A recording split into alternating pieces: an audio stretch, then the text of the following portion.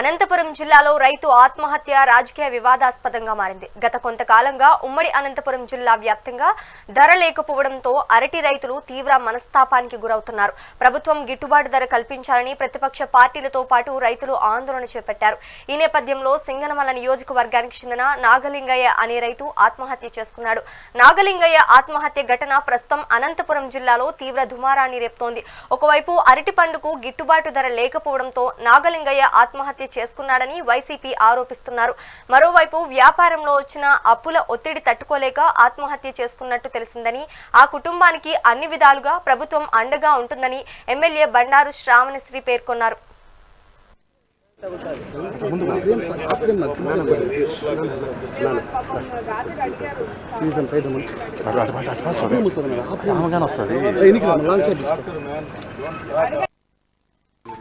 అందరికి నమస్కారం అండి.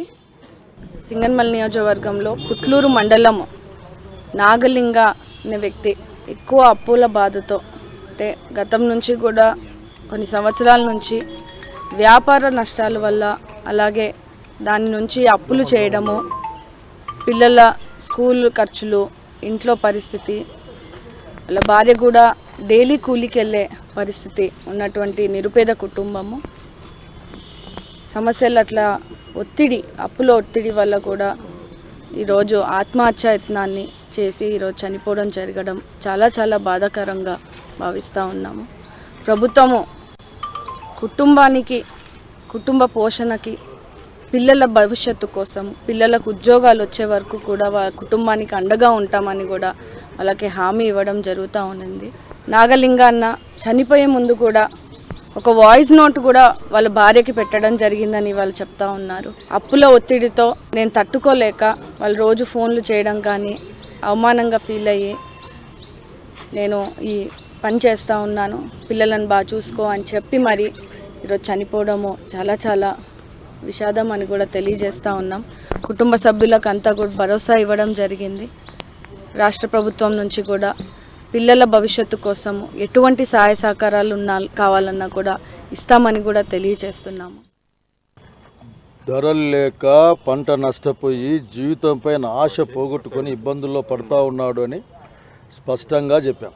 ఈ ప్రభుత్వంలో ఉన్న పెద్దలుగా చెప్పబడే వాళ్ళు మేము అరటి కొంటా ఉన్నాం, అవి కొంటా ఉన్నాం, 7,000 10,000 అని చెప్పి చివరికి ₹1 పెట్టి కూడా కొనలేని పరిస్థితిని నేను చూస్తాను. దానికి పర్యవసానమే ఈ రోజున నాగలింగం యొక్క ఆత్మహత్య. ఇది డెఫినెట్గా వ్యవసాయ రంగం మీద ఉన్న నిర్లక్ష్యంతో ప్రభుత్వం చేసిన హత్యగానే నేను భావిస్తాను. ప్రభుత్వం ఈ హత్యకు బాధ్యత వహించాల్సింది ప్రభుత్వం. అసలు 8 గంటలకే ఆఖరికి పోస్ట్ మార్టాలు చేసి వాళ్ళని బెదిరించి ఆఖరికి జనాలు నెట్టి వాళ్ళని బాడీని పంపించేసి అంత అవసరం ఏమొచ్చిందో కూడా నాకేం అర్థం కావడంలే. సమస్యని కప్పిపుచ్చుకుంటుందంటే అన్నట్టు పొరపాటు.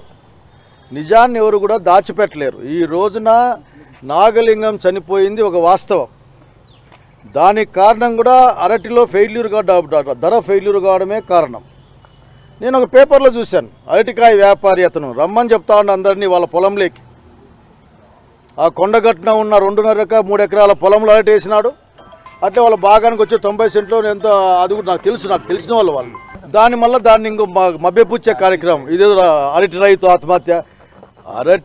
ఆత్మహత్య అని చెప్పడం లే, వాళ్ళు అరటి వ్యాపారి ఆత్మహత్య అని చెప్పి ప్రయత్నం చేస్తాం. అరటి మేమంతా చూసుకుంటాం అంటే వాళ్ళ నాయన కంటే బాగా చూసుకుంటారా, వాళ్ళ అమ్మ కంటే బాగా చూసుకుంటారా?